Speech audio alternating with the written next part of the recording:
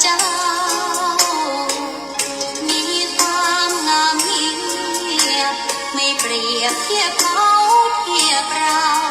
ใครมองไม่งามช่างเขาแต่เจ้า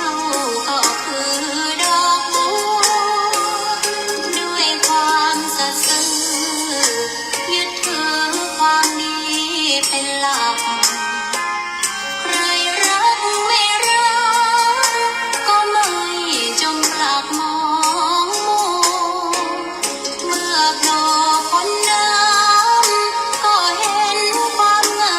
มในตัวไม่ยึดติดในตมชั่วขอเป็นดอกบัวดอกดีใครไม่มองว่าบัวงามเด่นแต่บัวก็เป็นดอกบัวทุกวันอย่างนี้ไม่อยากเด่นดังแต่มุ่งหวังในทางเด่นดีเกิดมาเพื่อสร้างบารมีถวายชีพนี้บูชาดอกบัวดอกน้อยเฝ้าคอยคนที่ใจบุญมาออกเอื้อเกื้อกูลรู้ค่าของบุญเก็บบัวขึ้นมาเพื่อสร้างความดีและสร้างบารมีดังว่าใช้ดอกบัวนี้บูชาพระสัมมาสัมพุทธองค์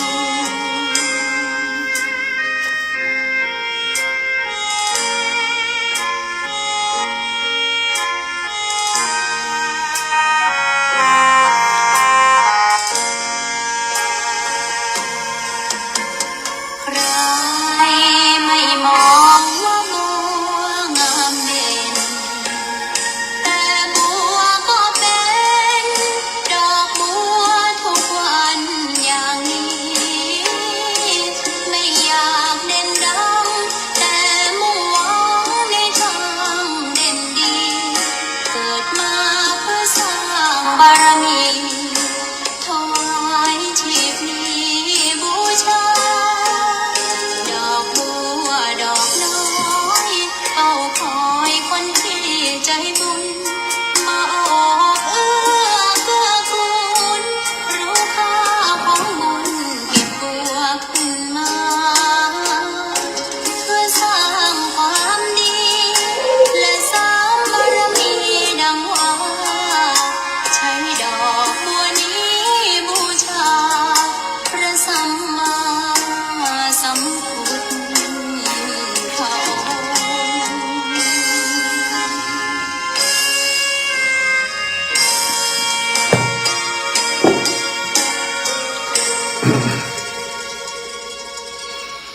ขอนอบน้อมต่อพระรัตนตรัยแก้วเจ้าสามประการ น้อมเอาคุณพระพุทธเจ้า คุณพระธรรมเจ้า คุณพระสังฆเจ้า คุณพระอรหันตเจ้าอริยสงฆ์เจ้าจุตนจุองค์ได้เมตตาแผ่ปารมีมาปกเก่าเกษาปกห่มรักษาครูบาอาจารย์พระมหาเถระพระเถรานุเถระเพื่อนสหธรรมิกสหพรหมจารีทุกรูปทุกองค์ปกห่มรักษาศรัทธาสาธุชนคนดี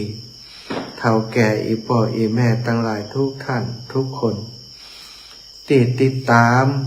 รับฟังรายการสารธรรมยามดึกธรรมะก่อนนอนตั้งสถานีวิทยุในเครือข่ายคลื่นสีขาวเพื่อชาวประชาซึ่งออกอากาศจากวัดปักตังเจริญอำเภอดอยหล่อจังหวัดเชียงใหม่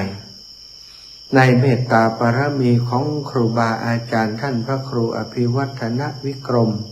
ผู้อำนวยการคลื่นสีขาวรองเจ้าคณะอำเภอดอยหล่อเจ้าอาวาสวัดปากกลางเจริญ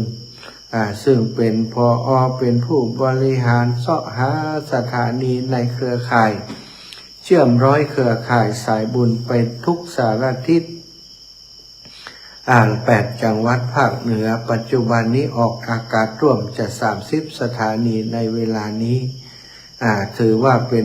รายการธรรมะที่ครอบคลุมภูมิภาคภาคเหนือเยอะที่สุดสถานปัจจุบันนี้ก็ทราบว่าท่านอาจารย์ใดไปร่วมบริหารเป็นที่ปรึกษาของสถานีวิทยุคลื่นเก่าคลื่นลักของเชียงใหม่96จุดอย่างบ่แน่ใจวัดพระธาตุดอยสุเทพในเมตตาของหลวงพ่อใหญ่พระพรหมเสนาบดีพระธรรมเสนาบดีได้เมตตานิมนต์ท่านอาจารย์ไปร่วมบริหารสถานีโดยก็คงจะได้เชื่อมร้อยเครือข่ายไปยังสถานีวิทยุวัดพระธาตุดอยสุเทพอีกสถานีหนึ่งศรัทธาญาติโยม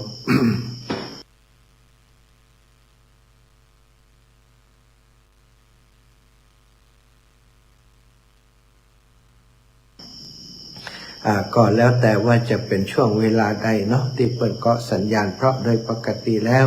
สถานีวิทยุแต่ละสถานีก็มีครูบาอาจารย์พระสงฆ์องค์สังฆเจ้าหรือว่าทายกทายิกานักปราชญ์ผู้รู้ทั้งหลายมาจัดรายการอยู่เป็นประจำอยู่แล้วการอาจจะเกาะรายการจากตั้งคลื่นกันอีพ่ออีแม่ทั้งหลายวันอังคาร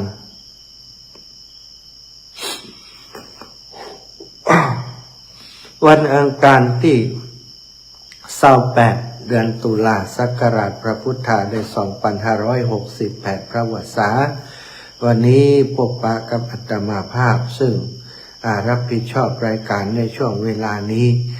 ก็ได้แบ่งบันเวลาให้กับครูบาอาจารย์ดังที่ได้เคยบอกศรัทธาญาติโยมไปแล้วว่าทุกวันอังคารชั่วโมงแรก20 นาฬิกาถึง21 นาฬิกาช่วงที่ศรัทธาญาติโยมเพื่อนฟังกันนักยังบัดดึกเตื้อบางคนก็ยังบัดนอนเตื้อก็มอบเวลาให้กับครูบาอาจารย์หลายรูปประมาณ 4-5 รูปวันที่อังคารที่1ของสัปดาห์หลวงพ่อท่านพระครูสุจินต์นันทกิจเจ้าอาวาสวัดโป่งคำเจ้าคณะอำเภอสันติสุขจังหวัดน่านได้เมตตารับนิมนต์มาจัดรายการโดยศรัทธาก็ได้ฟังเรื่องราวดีๆจากหลวงพ่อหลายอย่างจะเป็นธรรมะก็ดีเป็นเรื่องของการดูแลสุขภาพก็ดีก็ได้ฟังจากเปิ้ลแล้วศรัทธาก็ติดตามอยากจะให้เปิ้ลมาจัดรายการบ่อยๆแสดงว่าหลวงพ่อได้นำสิ่งดีๆมาแบ่งปันจนศรัทธาญาติโยมได้มีความพึงพอใจอยากจะฟังเปิ้ลบ่อยๆก็ยินดีครับหลวงพ่อแล้วก็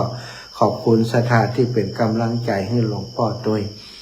แล้ววันอังคารที่2ท่านพระครูชลทานพิทักษ์วัดแม่ห้องไคร้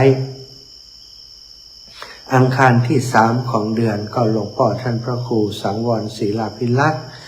อังคารที่4ของเดือนท่านอาจารย์เสน่ห์กาหลงถ้ามันเดือนใดมี5อังคารก็จะนิมนต์ท่านอาจารย์พระครูสถาพรพัฒนรังสีเจ้าคณะตำบลยางครามสมปานเจ้าวาดวัดใหม่พัฒนาอำเภอดอยหล่อได้เข้ารายการโดยแต่งภาคเดือนนี้มีอังคารอยู่4ว่าฮู้ว่าวันพุธวันพรุ่งนี้ท่านอาจารย์ใหญ่ที่วัดบรรพุทธสถิตท่านอาจารย์พระมหานุพดลสุวรรณเมธีหรือว่าท่านอาจารย์พระครูอภิวัฒนวิกรมจะมีไผเข้ารายการก็ ถ้าบ่มีไผเข้ารายการถ้าครูบาอาจารย์เปิดมอบเวลามาก็จะปั่นเวลาคือกับท่านอาจารย์ท่านพระครูสถาพรพัฒนารังสีได้มีโอกาสเข้ารายการโดยศรัทธาญาติโยมพบปะกันวันนี้ใกล้จะค่ำใกล้จะดึกแล้วใกล้จะเข้านอนกันแล้วก็เอาธรรมะมาฝากเอาธรรมะมาแบ่งปันเอาสาระธรรมเอาเรื่องราวดีๆ มาสนทนามาอุจากับศรัทธาญาติโยมอีป่อยอีแม่ตั้งหลายที่เป็นเปื้อนนอนยามดึกเนาะอีป่อยอีแม่ตั้งหลายทุกครั้งที่อาตมาเข้ารายการก็มักจะชวนคิดว่าการมีชีวิตอยู่ของคนเฮาทุกคนนั่นชีวิตเป็นของน้อยเฮาอยู่บนโลกใบนี้เหมือนกับพยับแดดเหมือนกับละอองน้ำที่บนยอดหญ้าพอพระอาทิตย์ขึ้นก็ละเหยลอยออกไปหายไปชีวิตของเฮา100 ปีนั้นบัดได้เมินนานสักต่อใดแต่คนส่วนใหญ่บัดได้ถึง100 ปีอีป่อยอีแม่ทั้งหลายก็ต้องจากกันไปแล้วหลายคนเกิดมาแล้วได้ประโยชน์จากการที่เกิดมาเป็นมนุษย์ได้กำไรในการใช้ชีวิตในความเป็นมนุษย์แต่ว่าหลายๆคนก็ทิ้งประโยชน์ตรงนี้ไปเพื่อนบอกว่าการที่เฮาได้เกิดเป็นมนุษย์นั้นมันเป็นเรื่องยากมันเป็นของยากก็เพราะว่าการมีได้อัตภาพเป็นมนุษย์นั้นเป็นเรื่องราวที่เกิดขึ้นได้ยากศรัทธาญาติโยมทั้งหลายถ้าบ่มีบุญสมปานถ้าบ่ได้ท่าสร้างคุณงามความดีไว้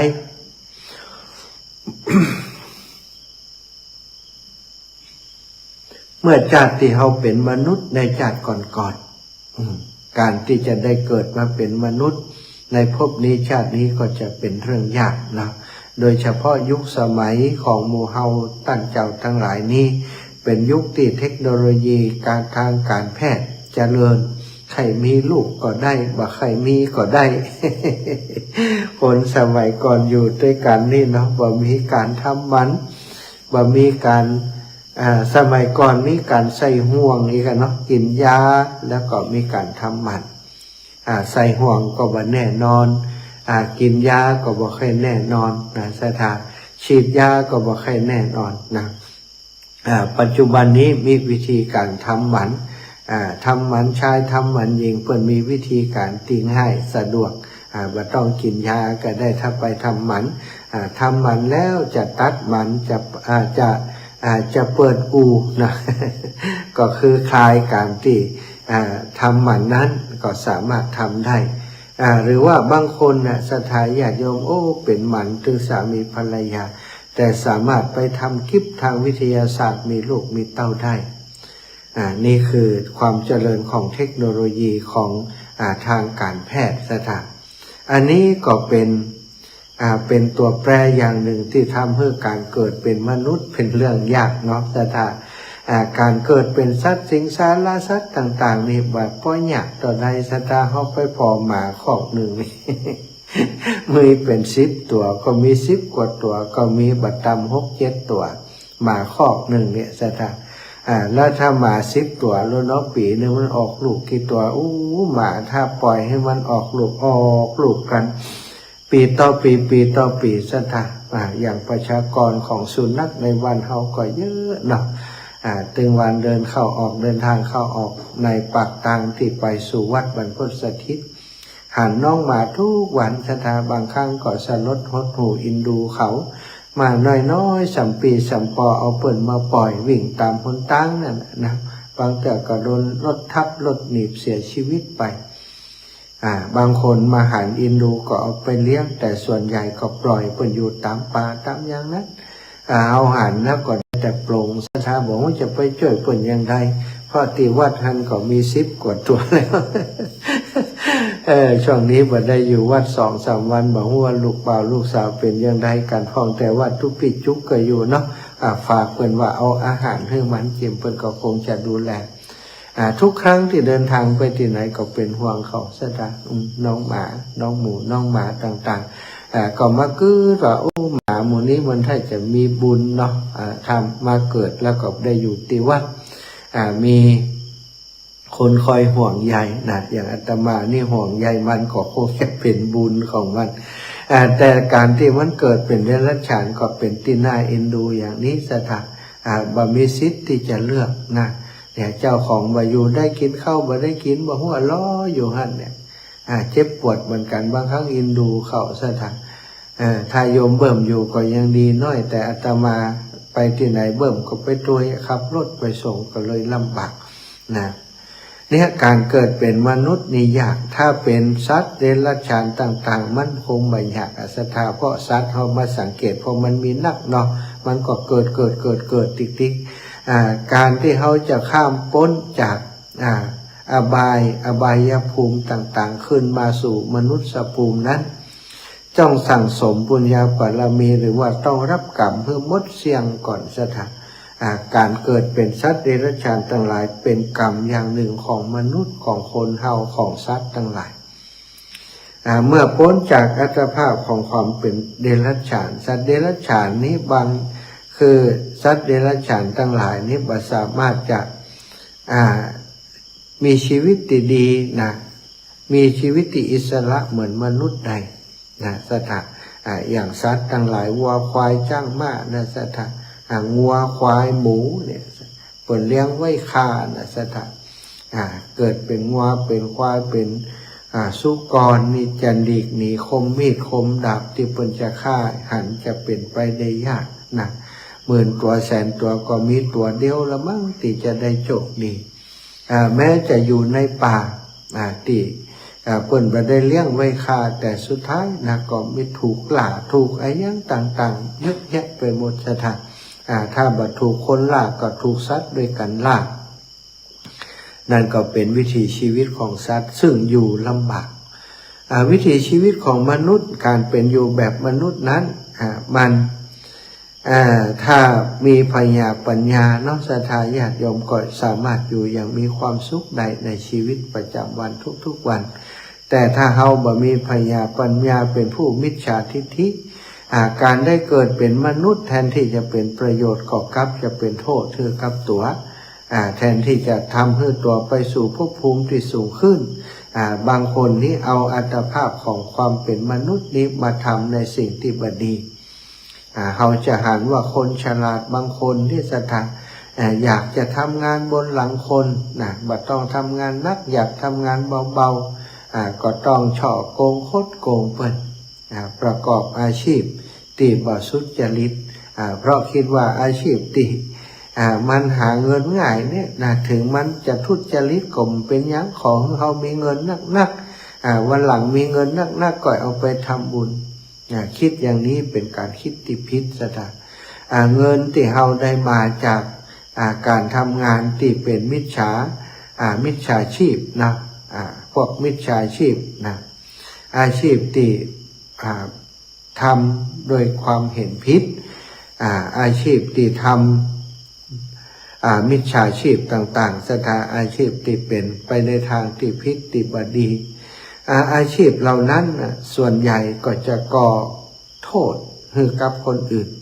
ทำร้ายคนอื่นอย่างคนที่เฮาหันเปิ่นเอาลงข่าวตึงวันนอกสถานปอกกายาเสพติดอย่างต่างๆนี้บางคนนี่ขายยาเสพติดก้ายาเสพติดเปิ่นจับได้ต้องเข้าคุกเข้าตาราง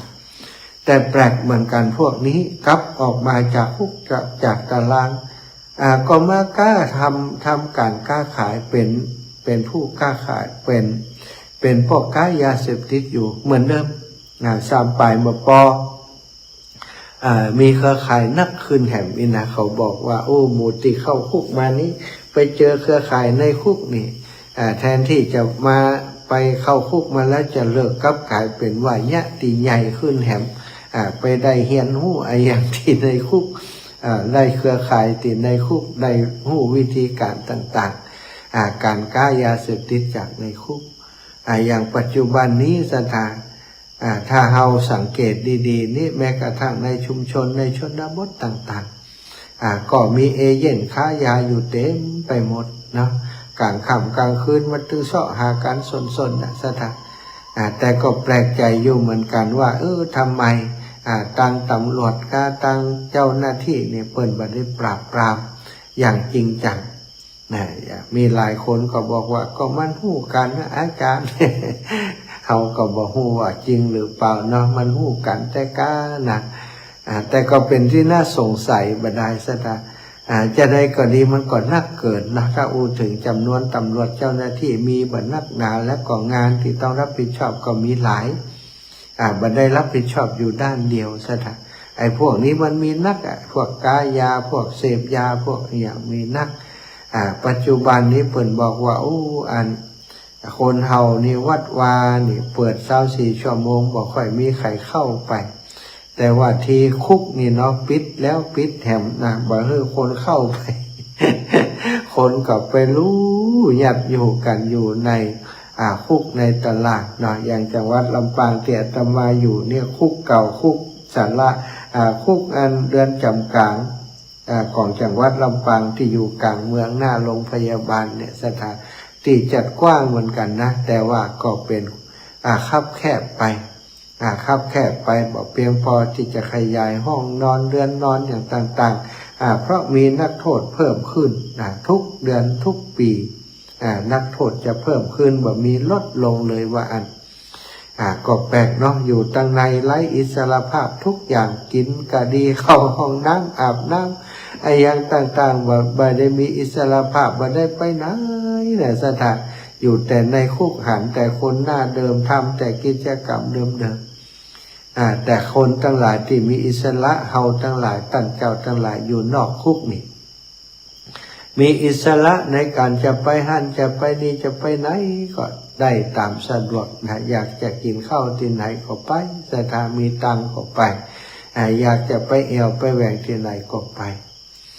คนที่เป็นเขวิบากติดคุกเพราะกระทำความผิดต่างๆอยากจะไปไหนอย่างเฮาก็ไปไม่ได้นะอีพ่ออีแม่ทั้งหลายเนาะอย่างที่เฮาอ่านเปิ่นทั้งหลายแต่ก็อย่างที่บอกแปลกใจว่าทำไมออกจากคุกแล้วก็ปีกไปแหมปีกเข้าคุกเข้าตารางแต่ว่าบางคนก็เคล็ดเลยนะหลับเลยทำความผิดลักเล็กขโมยน้อยหรือว่าทำความผิดฆ่าคนแม้กระทั่งฆ่าคนพอไปอยู่ในคุกถูกทรมานถูกได้รับการอบรมในคุกนี่เปิ่นก็มีการสอนธรรมะสอนอาชีพต่างๆเพื่อจะให้คนติดคุกนั้นได้ใช้เวลาว่างได้ใช้เวลาที่มีอยู่ให้เกิดประโยชน์บางคนไปห้ามไปแฮนจบด็อกเตอร์ในคุกก็มีนะที่เปิ่นติดคุกมันเมินเปิ่นก็ศึกษาผ่านระบบการศึกษาต่างๆการศึกษานอกโรงเรียนมหาวิทยาลัยเปิดต่างๆจบด็อกเตอร์มากันหลายคนในระหว่างอยู่ที่ในคุกออกจากคุกมาก็ได้ทำอาชีพติดสุจริตเป็นผู้ที่มีความรู้ดีอันนี้ก็มีเยอะเหมือนกันที่เป็นกลับตัวกลับใจได้แต่ที่กลับตัวกลับใจมาได้ก็เยอะกว่าคนที่กลับตัวได้เนาะสถานเนี่ยคนเฮาอยู่ในโลกใบนี้นะอีกอย่างหนึ่งก็เหมือนกับว่าเฮาก็ติดคุกของโลกเหมือนกันนะสถานติดคุกของกิเลสตัณหาต่างๆที่มันนำพาให้เฮาติดคุกติดขังอยู่ที่นี้ออกไปไหนบ่ได้รักโลภโกรธหลงอันนี้คือกุญแจที่ใส่หัดมือเฮาไว้สถานความโลภความโกรธความหลงความฮักความห่วงใยที่มีต่อคนในครอบครัวลูกเต้าเหล่าหลานต่างๆหมดนี้เขาบอกว่าเปิ้นบอกว่าคือค่าต่างๆนะกุญแจที่ใส่มือเฮาคนติดคุกถูกล่ามโซ่ถูกล่ามกุญแจต่างๆนั้นเปิ้นยังไขแกะออกมาสถานเพราะว่ามันรำคาญมันทรมานแต่หมู่เฮาทั้งหลายทุกวันนี้ถูกล่ามโซ่อันเป็นทิพย์ของเฮาโซ่คือความฮักความห่วงใยที่มีต่อลูกต่อหลานโซ่คือความฮักความห่วงใยที่มีต่อสามีภรรยาต่อคนอื่นเนาะแม้กระทั่งความยึดมั่นถือมั่นต่อหันว่าตัวเฮาเป็นตัวเป็นตนเป็นบุคคลเป็นเราเป็นเขาอย่างนี้ก็เป็นสิ่งหนึ่งที่ทำให้เฮาเหมือนกับถูกล่ามอยู่ในโลกใบนี้ส่วนพระพุทธเจ้าและเหล่าพระสาวกทั้งหลายเพิ่นรู้ว่าชีวิตมีน้อยเกิดมาได้พบคำสอนค้นพบคำสอนสาวกทั้งหลายได้ฟังพระพุทธเจ้าแสดงธรรมทรงสอนก็หันว่าอันเป็นโอกาสเป็นทางที่จะได้พ้นจากความทุกข์ก็ให้ปฏิบัติสถานหันว่าเวลามันมีน้อยก็ให้ปฏิบัติจนหลายๆคนหลายๆท่านคณะติกำลังปลงผมเนาะอย่างสามเณรกิจสังกิจจะก็ดีกำลังปลงผมอยู่นะเปิ ลวงผมย่ำตันแล้วกำเตือบรรลุพระอรหันต์เนี่ยเปิ่นปฏิบัติอาศัยบุญก่อนที่เปิ่นทำมาเก่าแล้วนะบุญเก่าที่ทำมาแต่ชาติก่อนพอมาจากนี้บุญเก่าก็มาตักเตือนการปฏิบัติจากนี้ก็บ่ได้ทำนักหนาอย่างเพราะเนื่องจากว่าชาติอดีตชาติที่ผ่านมาเปิ่นเคยสั่งสมอารมณ์ของวิปัสสนากายคตาสติก็ดีเวทนาจิตธรรมก็ดีสถานที่เปิ่นอาศัยเป็นอารมณ์กรรมฐานเปิ่นก็ได้บรรลุมรรคผลเพราะเปิ่นหันว่าชีวิตเป็นของน้อยจึงได้เร่งคนควายได้รีบคนควายสร้างกองบุญกองกุศลถ้าภัยก็ตามเกิดมาแล้วได้เฮาต่อบุญเติมบุญสร้างกองบุญกองกุศลตลอดสถานก็เท่ากับว่าเฮานั้นได้เป็นผู้ที่เจริญรอยตามพระอรหันตเจ้าทั้งหลายพระสัมมาสัมพุทธเจ้าทั้งหลายการที่เฮาได้ประพฤติปฏิบัติในแนวทางที่ถูกต้องตามธรรมคำสอนของพระสัมมาสัมพุทธเจ้าสิ่งเหล่านี้ศรัทธาญาติโยมคือกำไรชีวิตที่เฮาท่านเจ้าทั้งหลายจะพึงได้จากการมีชีวิตในภพหนึ่งในชาติหนึ่งถ้าภพหนึ่งชาติหนึ่งเฮาบ่ได้ทำบุญทำกุศลเลยศรัทธาทำแต่บาปแต่อกุศลสิ่งที่เฮาจะได้ก็แน่นอนเมื่อทำบาปทำอกุศลสิ่งที่ได้ก็คือบาปคืออกุศลที่จะติดตามตัวเฮาไปถ้าเป็นอย่างนั้นก็ถือว่าเฮานี้ขาดทุนในการที่ได้เกิดมาเป็นมนุษย์พบพระพุทธศาสนาบ่สามารถจะเอาอย่างดีๆจากการที่ได้มาพบพระพุทธศาสนาเลยแต่อาตมามีความเชื่อมั่นว่าศรัทธาญาติโยมโยมพ่อโยมแม่ทั้งหลายที่เปิดฟังรายการธรรมะนี่เป็นผู้ที่มีกำไรทุกๆวันเนาะมีกำไรหลายๆคนนี่มีกำไรนักกว่าอาตมาด้วยซ้ำไป ฟังธรรมตั้งแต่เช้ามาแล้วนะตั้งแต่ตี 3นะตี 3ตี 4ตี 5 6 7 โมง 8 โมงบางคนบ่ายก็ฟังแฮมเนาะบ่าย 15 นาฬิกาถึง 17 นาฬิกายันไปถึง 2 ทุ่ม 3 ทุ่มนี่ฟังรายการจากรูปนั่นรูปนี้เนี่ยอาตมายังไม่ได้ฟังอย่างอีพ่ออีแม่ตั้งหลายนะฟังบักกี่รูปบักกี่องค์เนื่องจากว่าเวลาส่วนใหญ่ใจในการทำงานช่วยเหลืองานครูบาอาจารย์และก็งานส่วนตัวในการพัฒนาวัดวาอารามเสนาสนะเตียอาตมาอยู่ในความดูแลของอาตมาเนาะนี่ศรัทธาถ้าเราตระหนักว่าชีวิตนี้เป็นของน้อยแล้วก็การได้เกิดเป็นมนุษย์เป็นของยากอาการที่จะอุบัติขึ้นของพระพุทธเจ้าทั้งหลายก็ไม่ใช่ง่ายๆพระพุทธเจ้าแต่ละองค์สั่งสมบุญมา4 อสงไขยปลายแสนมหากัปศรัทธาญาติโยมกว่าจะได้เป็นพระพุทธเจ้าฉะนั้นนี่โลกนี้กว่าจะมีพระพุทธเจ้าไม่ใช่เรื่องง่ายนะบางกัปนั้นบ่มีพระพุทธเจ้าเลยบ่มีคำสอนของนักปราชญ์เลยมีแต่คำสอนของคนที่เป็นมิจฉาทิฏฐิเป็นส่วนใหญ่แล้วสุดท้ายก็ลบราฆ่าฟันล้มตายกันแต่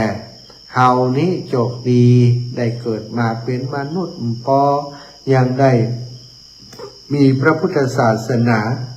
ในระหว่างช่วงชีวิตของเฮาตัวนำธรรมคำสอนของพระพุทธเจ้าเฮาสามารถศึกษาเล่าเรียนหรือว่าสามารถนำไปปฏิบัติในอย่างไม่ยากถ้าเรามีความใส่ใจมีความสนใจจริงในการประพฤติในการปฏิบัติสื่อต่างๆเทคโนโลยีต่างๆนี้อำนวยเพื่อเราได้ปฏิบัติเยอะแยะไปหมดศรัทธาญาติโยมแต่ว่าคนส่วนใหญ่ก็อย่างที่บอกนั้นโอกาสดีมีเยอะนะแต่ว่าบอกค่อยช่วยโอกาสนั้นมาเป็นโอกาสของตัวเองในการที่จะเติมเต็มความสุขเติมเต็มธรรมะเข้าไปสู่จิตสู่ใจของตัวเองสุดท้ายพ่อแม่ทั้งหลายก็ขอฝากไว้เนาะสำหรับเฮาตั้งเจ้าทั้งหลายที่มีชีวิตอยู่มีลมหายใจอยู่ อย่าได้ประมาทว่าเวลาของชีวิตมันยังแหมเมิน อยู่ได้แหมเมินอยู่บ่ห่วงพังเนี่ยเตี่ยทำบุญทำกุศลกฐินเอาไว้หันก่อน กฐินเอาไว้หันก่อนปีนี้นะยุ่งยากจะปะสะเปะปีนี้ขาดทุนบัตรลำไยขาดทุนบัตรหม่วงบัตรทำเตอเนอหลายคนก็อาจจะคิดว่าเศรษฐกิจอย่างนี้ในบัตรทำบุญดีกว่าเองนะอีพ่ออีแม่ต่างหลายเนาะก็แล้วแต่นานาจิตต่างเรื่องของภัยของมันแต่สำหรับอาตมาเนี่ยถ้ามีโอกาสทำบุญต้องทำทุกวันเป็นวันที่เฮาบ่ขาดทุนอย่าง2-3 วันมานี้นะตลอดออกว่า3 วันนี้จนลืมไปหมดแล้วนะศรัทธาว่าไปจ่วยไปผ่องไปวันใดวันหนึ่งเนี่ยลืมไปแต่ว่าก็ได้ทำหน้าที่เป็นสะพานบุญช่วยเหลือวัดวาอารามต่างๆหลายพื้นที่หลายหมู่บ้านหลายชุมชนนะก็ไปช่วยเปิ้นเนาะได้บุญได้กุศลมาก็เอามาฝากมาแบ่งมาปั่นศรัทธาญาติโยมออกว่าสามานี่นอนวัดบักกี่คืนศรัทธา นี่ก็มานอนที่วันก่อนก็ไปนอนที่วัดจอมพรนะวันก่อนนอนจอมพรรอบหนึ่งวันที่27นี่ก็มาแหมศรัทธาวันที่26ก็มานอนนี่27แต่วันนี้27ก็คืนตะวันเนาะก็นอนที่จอมพร28วันพรุ่งนี้ก็วันนี้28ก็นอนที่นี่วันพรุ่งนี้29คนตั้งทำหลวงที่นี่เสร็จแล้วก็จะเดินทางกลับและก็ใช้ชีวิตให้คุ้มค่านะใช้ชีวิตอย่างมีความสุขสนุกในการทำงานรับใช้สนองงานครูบาอาจารย์ทำงานเผยแผ่ความจริงวันนี้เหนื่อยนะตั้งแต่ตี 5มาแล้วอาตมาตื่นตี 5ไปนั่งเคลียร์งานไปนั่งเตรียมงานเตรียมคนรอคนรอตุปีที่มาด้วยกันเพื่อนจะตื่นพอเปิ่นบัดตื่นขวายออกก็โทรหานะให้มาช่วยกันเพราะคนเดียวยกหนังล้านแบบแปะนะบัดยกไม้คืนไปทำซุ้มทำประลำในการที่จะตั้งทำหลวงตีม่อนจอมพอคนเดียวบ่ไหวก็โทรห้องเปิ่นตั้งแต่6 โมงเนาะก็เริ่มขึ้นโครงสร้างขึ้นหลังคาขึ้นหยังใส่เอาผ้ามามุงมาอย่างต่างๆทำตั้งแต่เจ้าตี 5มาจนถึงทุ่มป่ายแล้วแต่กี้ที่ได้พักจัดดาสถานที่ตั้งเตนาสนะอย่างเรียบร้อยหมดแล้วเช็คระบบระบบเสียงเรียบร้อยก็ได้ออกมาส่งน้ำเสร็จก็มานั่งจัดรายการต่างหลายคนก็คงจะหันว่าอาตมาภาพข่าวหลายรอบ ใจร่างกายเนาะก็เอาร่างกายเอาความรู้ความสามารถที่มีอยู่มาช่วยงานครูบาอาจารย์หลวงปู่พระครูปฏิภาณธรรมทินพระสงฆ์องค์สังฆเจ้าติม่อนจอมพ่อความรู้ความสามารถทักษะของคนเฮามันต่างกันที่วัดนี้เพิ่นก็มีพระสงฆ์องค์สังฆเจ้าอยู่หลายรูปเหมือนกันแต่ว่าทักษะในการจัดงานการทำนู่นทำนี่นะเพิ่นอาจจะบ่มีเป็นแรงช่วยนี่ได้นะแต่ว่าจะมาออกหน้าทำนู่นทำนี้เพิ่นก็บ่เป็นบ่จ้างอาตมาพอจะเป็นพอจะจ้างอยู่นะก็เป็นจ้างบางอย่างก็ได้อาสาช่วยงานหลวงปู่เพราะถ้าเฮาทำเป็นแต่ว่ามีจิตอาสาเนาะมาช่วยเหลือเพื่อประโยชน์หรือว่าความรู้ความสามารถที่มีในตัวเฮามันก็บ่ได้ใช้ประโยชน์อันนี้มาช่วยหลวงปู่นี่ช่วยทุกอย่างซะได้ วัสดุอุปกรณ์ทุกอย่างซื้อหามาเองทั้งหมด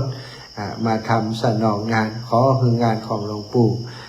ที่เปิ่นจัดตั้งทำหลวงวันพรุ่งนี้เป็นไปโดยความเรียบร้อยโดยความราบรื่นค่ำคืนที่ผ่านมาหลวงปู่ก็ออกรายการคงจะแจ้งให้ศรัทธาญาติโยมทั้งหลายได้รับทราบไปแล้วก็มีญาติโยมที่เป็นโยมแม่โยมพ่อโยมแม่ทั้งหลายที่มา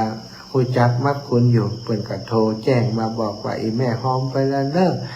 หอมไปที่หลวงปู่แล้วนะบางคนก็หอมมาที่อาตมาพรุ่งนี้ก็จะได้นำปัจจัยที่ศรัทธาญาติโยมหอมมาที่อาตมาภาพไปปักตนไปปักตนกันเต็ด10กันหื้อเนาะพรุ่งนี้จะเป็นการตั้งถ้ำหลวงปัจจัยเวสสัญญรชาดกเนาะศรัทธาจะเป็นพระเจ้า10 ชาติที่หลวงปู่ได้ตั้งใจเปลี่ยนรูปแบบต้องการว่าบางทีธรรมะในเรื่องราวของพระพุทธเจ้าที่เป็นเอามาแต่งเป็นธรรมพื้นเมืองนั้นอย่างพระเจ้า10 ชาติก็มีธรรมพื้นเมืองอยู่ปีนักษัตริย์นะก็มีธรรมพื้นเมืองของปีนักษัตริย์นั้นอยู่นี่หลวงปู่ก็มีความตั้งใจอยากจะให้ศรัทธาได้ฟังอย่างติดหลากหลายวันพรุ่งนี้ผมก็นิมนต์ทางลำปางมา2 รูปนะสถานลำปางนี้จะมีหลวงพ่อพระครูอุดมศิริทัตน์แล้วก็ท่านหลวงพ่อท่านอาจารย์พระมหานฤดลมหาปัญโยเนาะเชียงใหม่นี้ตีทราบก็มีหลวงท่านอาจารย์พระครูชลทานพิทักษ์แล้วก็ท่านพระครูสมุสุเมธท่านอาจารย์สุเมธทุกปีนุ้ยนะก็จะมาเทศเหมือนกันแล้วก็ทางเชียงรายน่าจะมีท่านอาจารย์สมชาติอาจารย์มหาเสาแก้วอย่างนี้เนาะจะมาเป็นองค์แสดงธรรมในวันพรุ่งนี้ตอนนี้ในส่วนของอาตมาในส่วนของการเตรียมเกียมดาสถานที่ก็ทำหน้าที่ให้กับหลวงปู่เป็นที่เรียบร้อยแล้วสบายใจละ คืนที่ผ่านมารับตาลงไปสะดุ้งตื่นมาคิดถึงงานที่จะทำวันนี้เป็นคนอย่างใดซ้ำเหลือวางบ่ได้ศรัทธาเวลาคิดจะทำอย่างนี้ใจมันไปอยู่ด้วยงานนั่นแหละเนาะคิดความจริงคิดแล้วก็คิดเหมือนเดิมว่ามันถูกใจอย่างใดก็เหมือนเดิมนั่นแหละแต่พอมันตื่นมามันก็ตอกย้ำความคิดอย่างอันติ๊กไปเวลานอนรับลงไปก็คิดถึงเรื่องนั้นติ๊กแหมะนะแต่ตอนนี้เรียบร้อยหมดแล้วงามกว่าที่คิดไว้อีก มีอย่างว่าประดับประดามีคนมาช่วยท้ายมีน้องหนุ่มสุ่งซองมาช่วยประดับดอกเลยเนาะโยมน้องพันนิตราพรหมมินอาสามาช่วยประดับดอกไม้ให้ตัวแล้วตอนค่ำยำแรงนี่มดแดงท่าสตาเดี๋ยวต้องมายกอันทำหมากแถมยกอันโต๊ะเคียงสปะสเปตตียังไม่ได้ประดับกำเตือเพียวพัดยังไม่ตันกำเตือเราขับและยุงก่อนนักพอดีก็มีสหธรรมิกสหพรหมจารีเปิ่นได้เดินทางมาช่วยหลายรูปหลายองค์ทุกปีจำเริญจากเมืองฝางบ่อนปิ่นก็มาทุกปีหนุ่มก็มาทุกปีโยก็มาทุกลูกตะวันก็มาลูกเนียนแดงก็มามาช่วยเนาะทุกปีอ้อยแฮมนี่ช่วยกันลุ่มลำทุกปีวุฒแฮมนะโยมแม่ทองคำโยมน้องพันนิตาพรหมมินมาช่วยนะก็แล้วเสร็จตันเวลาจนได้ ถึงแม้มันจะค่ำจะมืดกว่าจะแล้วจะเสร็จแต่ก็ตันเวลาเนาะเรียบร้อยแล้วเนอะศรัทธาพี่น้องเวียงปะเป่าเฮาอยู่ใกล้กันนี่นะจะไปละหลวงปู่คืองอกก็งอกเนอะเปิดเตรียมสถานที่เตรียมการเตรียมงานไว้เงินแล้วนะทุกปีเจริญจากเมืองฝางก็เอาสลับเปาลูกเมืองฝางพูดมาตัวนะเป็นว่าจะนึ่งเองอีล็อกวันผูกเมื่อเจ้าพี่น้องในพื้นที่เราเวียงปะเป่าของเราก็ประชาสัมพันธ์ให้ทุกคนทุกท่านได้มาร่วมงานกับหลวงปู่เนาะต่างคำหลวงพระเจ้า10 ชาติพี่น้องบ้านโป่งเทวีบ้านสันมาเขตสันสลีเนาะเวียงกาหลงเนาะพี่น้องบ้านสันกูทองเนาะทุกตีทุกแห่งตังจำบอนตังปุ่นตัวนะตังเมืองน้อยเปมาลามเนาะหลวงพ่อท่านอาจารย์ตุลุงมา พระครูบวรธรรมพิรามนะวัดหล่องกูนะพี่น้องสันทรายพี่น้องหัวเวียงพี่น้องหลายที่หลายแห่งเนาะมาร่วมบุญร่วมกุศลด้วยกันนะอีแม่ฮับแล้ววางเสร็จแล้วเวลาอ่อนกว่างเปาโทรมาแห่งใหม่เนอะแม่เนอะกำลังจะฮับเนาะ0808844173โทรมาได้ละเนอะจะถัก วันนี้สารธรรมที่นำมาฝากก็คือชีวิตเป็นของน้อยใช้สอยให้ประหยัดใช้ให้เกิดประโยชน์เพื่อได้ผลกำไรจากการมีชีวิตนะเพื่อจังจงมั่นคงอยู่ในทานศีลภาวนาอันเป็นหลักการทางพระพุทธศาสนาเนอะทานศีลภาวนาเป็นสิ่งที่เราตั้งเจ้าทั้งหลายที่ปรารถนาซึ่งบุญซึ่งกุศลต้องแสวงหาต้องสร้างโอกาสให้ตัวเก่าให้ตัวเองมีโอกาสได้ทำบุญสุนทรทานได้กินได้ทานเพราะว่านอกจากทานศีลภาวนาแล้วว่ามีอย่างอื่นหลอกศรัทธาญาติโยมที่นำเข้าไปที่จะนำเข้าไปสู่สวรรค์ไปสู่ภพภูมิที่ดีได้สร้างอย่างกองบุญกองกุศลที่มากมายเนาะ0808844173เน้อไผจะโทรมามาจากันไผจะมาวัดหม่อนจอมพอหลวงปู่บอกว่ายินดีต้อนรับเน้อมาฟังธรรมด้วยกันแม่อุ้ยอินเป็นมารับอนุนะคะแค่ฟังก็ได้ยินในบุญอนุทนาบุญไปทุกลงดอยเน้อเจ้าแม่วันมาเจอนี่มันงานบุญมันนั่งคนไปน่าจะเสมอแบบเจ้ากุฏิกุตาเจ้าแม่ไปสาได้เจ้าแล้วก็เขาจะถามอย่างไรเป็นเวลาเนี่ยวันเมื่อวานมัน5 โมง6 โมง7 โมงแม่อุ้ยอยู่ได้ยินสักแก้วมันออกสถานีไหนมันได้ออกก็วิทยุอะไรได้ยินชัดเจนหรอกาไผ่วิทยุของแม่อุ้ยมันมีชัดเจนนะมัน5 โมง6 โมงอ๋อมันเป็นอย่างวันพุ่มเจ้าก็ออกตี 5 ถึง 6 โมงนะจะตี 3ก็พักแล้วสาธุเจ้าแม่จากไว้สาธุเจ้าแข็งแรงเน้อสาธุค่ะอินดูเมลาอ่อนของเปาครับตันแหมวะเวลาอ่อนของเปาโทรไปหาอินดูมันครับเลยแม่ครับเลยแต่กี้มันตันข้างสายแม่อุ้ยอินอยู่ เจ้าลูกมาหาเจ้าเดี๋ยวมีม่อนจมพ่อไปไหนเจ้าแม่แม่ขอลูกเอาหอมอันทุ่งลงดอยไม่สักร้อยเด้อได้กะจ้า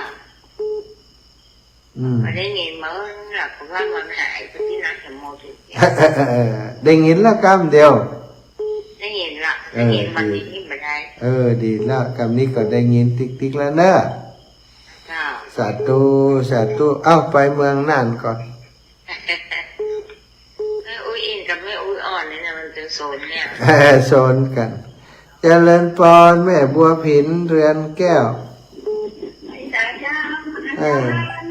หลานน้อยวันรับวันนอนน่ะเฮ้จะปลูกเปิดอยู่ลูกปูมาแล้วอินดูกึดเติงหามาน้อย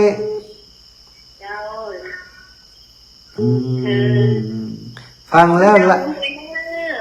จบรายการแล้วรับเห็นนะลูกเนอะเจ้าคิดถึงคิดถึงจัดตุ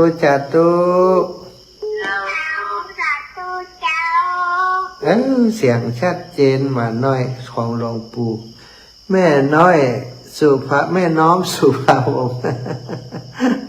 เจริญป้อนวันนี้อุได้เด้อได้ยินเสียงนะดีแล้วกำนี้ได้ยินละงอมเท่าวันเดียวเนี่ยวันนี้หายงอมแล้วเนาะเจ้าแต่ตัวบุญฮักษาแม่นะเจ้า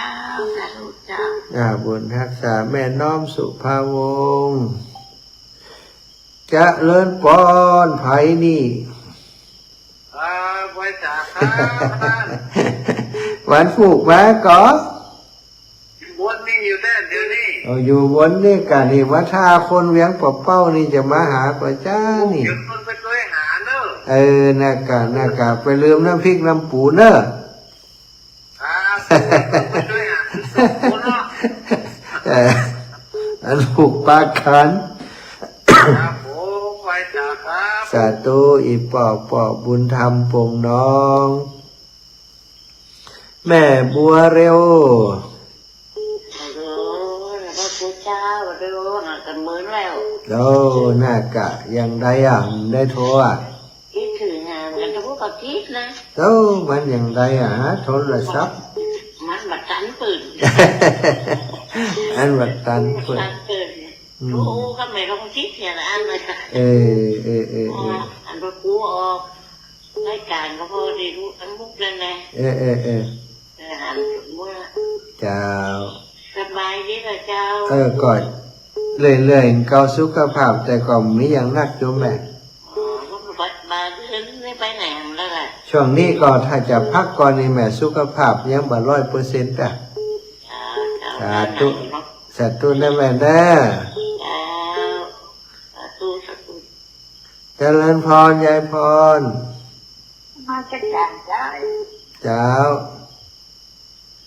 อันนี้ฟังจะมีกับหลวงพ่อวัดยาเนี่ย ไปไหนอยู่อ่ะ ก็นอนฟังเนี่ย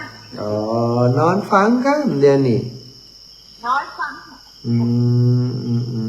ได้แล้วเนาะ จะสบายเนาะดีแล้วนะ แล้ว สาธุบุญรักษายายพร แม่น้อยทาอาสาบานท่าโทษ เจ้าแม่ถามอยู่นะ เจ้า เหมือนน้าแม่ในโทรหาวันนี้อยู่ยังบอกเป้าเหรอ เจ้า พอน้องบ่าวแม่เสียไปแล้ว แม่ไม่โทรหาวันนี้มันโทรหานั่นอ่ะ โอ้เจ้า แม่เผาตัวหรอก เจ้าแม่บุญรักษาแม่เด้อ เจ้า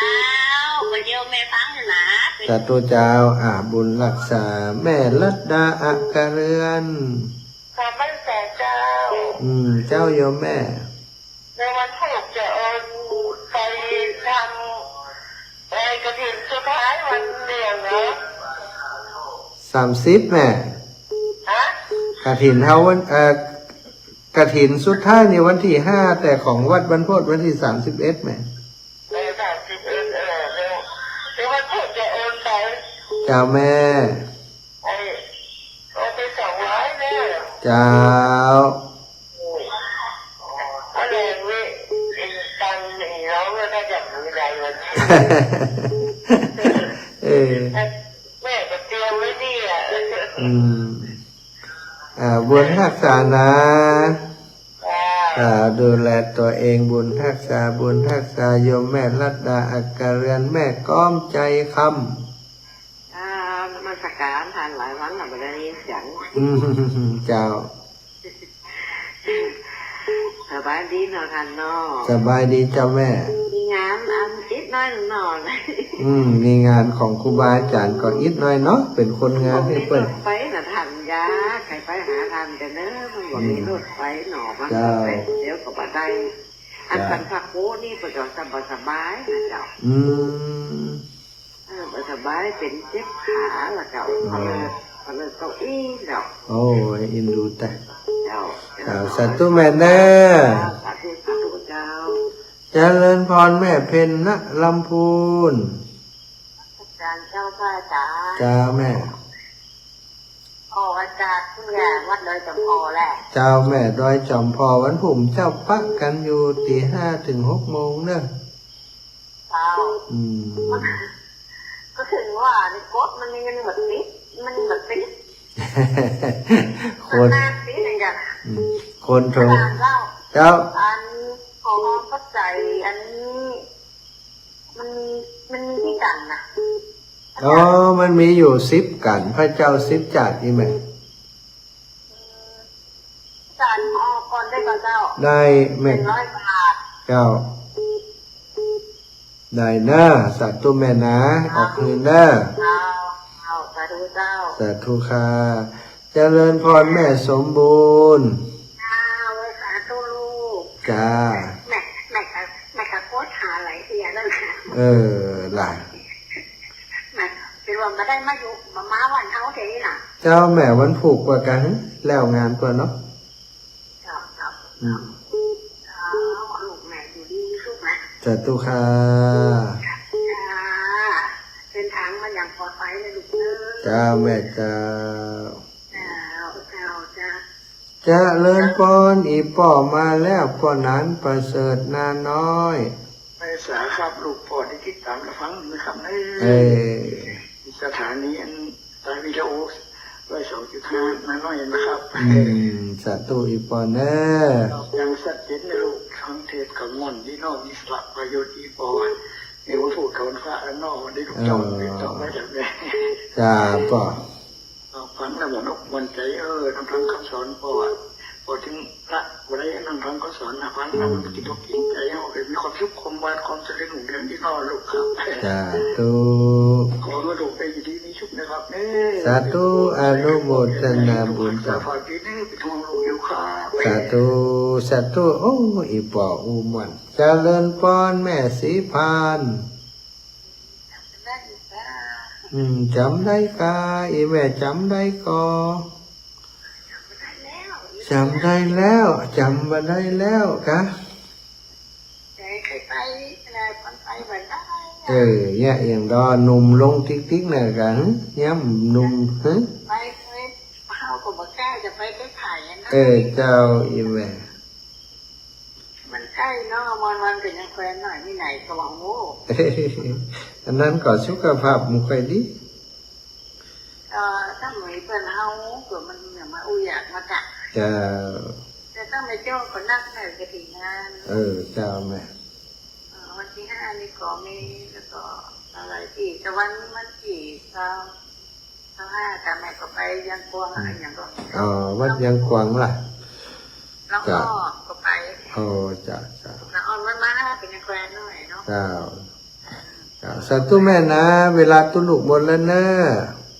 นะแม่จะทำหน้าเลยว่าแล้วแม่จะห้องเป็นแล้วแม่จะให้ยายโอนไปอ่ะ แล้วแต่โยมแม่ แต่เนี้ยทำไปเอาแม่ได้ก็แล้วแม่จะโอนไปให้ที่ไหน เอาคือเรื่องอย่างวัดจอมพอกะ ว่าจำพอตั้ง200 กว่า ได้โอเคเนอะบุญรักษาเวลาหมดเวลาขอนำรายการจากลาศรัทธาญาติโยมทุกคนทุกท่านไปโดยเวลาเพียงเท่านี้ขอความสุขความสัสดีจงมีแก่ทุกคนทุกท่านจัตตารโอธรรมาวัฏันติอายุวันโนสุขังภะลัง